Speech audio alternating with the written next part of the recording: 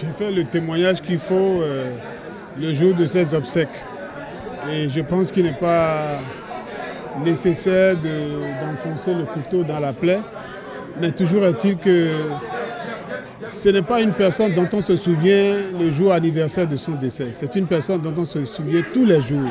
Chaque fois qu'on est dans le combat au niveau de l'Assemblée, chaque fois qu'on est dans le combat politique, chaque fois qu'on est dans la défense des plus faibles dans la société béninoise, c'est une personne dont on se souvient et dont on s'inspire.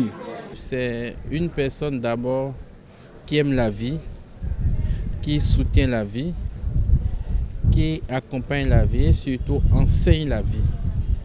C'est une enseignante de la vie, une enseignante dans la cité, une enseignante dans le monde.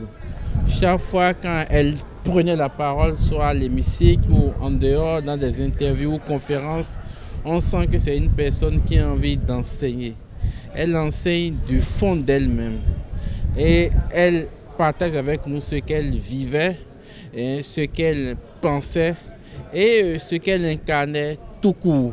Une femme de pensée, une femme d'action, une femme de développement. C'est un sentiment de joie mêlé de tristesse. Joie parce que la mémoire de Feu Rosine Vieira Soglo n'est pas partie. Elle continue d'être parmi nous. Elle a laissé beaucoup de messages par son comportement et je crois que nous nous battrons pour honorer sa mémoire. Tristesse parce qu'on ne la reverra plus, on n'aura plus de ses conseils. Mais rendons grâce, comme on a dit, son message est resté. C'est beaucoup d'émotions, bien entendu, effectivement, quand on évoque le nom de cette Amazone que nous avons connue.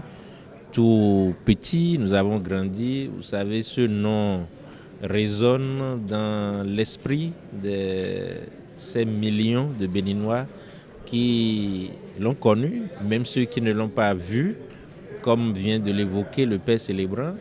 Mais ce nom résonne dans l'esprit de tout le monde par beaucoup de qualités qu'elle a portées, beaucoup d'amour, la combativité, la persévérance, la fidélité, beaucoup de qualités qui manquent aujourd'hui dans l'arène politique et sociale du pays. Donc c'est avec beaucoup d'émotion effectivement que nous avons vécu cette célébration en son honneur.